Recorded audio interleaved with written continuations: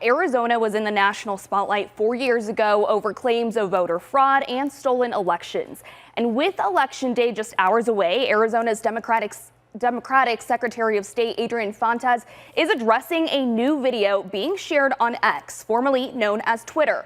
It's shared by a group called the Foundation to Battle Injustice. That video claims to have obtained testimony from a former aide to Fontes, alleging state leaders have plans to rig and manipulate the 2024 election in favor of Democratic candidate Kamala Harris.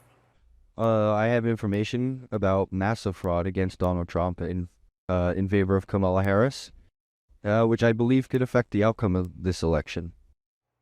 According to the U.S. and European intelligence sources, the group is behind several disinformation efforts coming from Russia.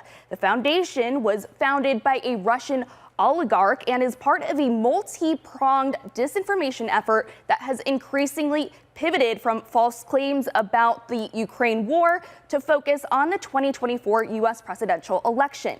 The Russian woman in the video, claiming to be a journalist, served more than 2 years in a U.S. prison on money laundering charges.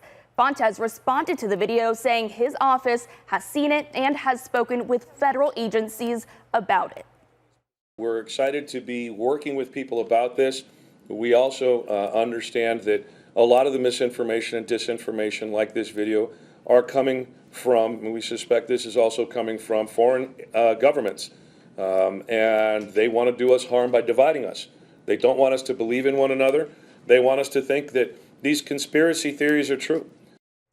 The Elections Department also addressed that same video today, warning voters about people outside of the country wanting to cause chaos. They also say they are focusing on misinformation, addressing the voters' experience.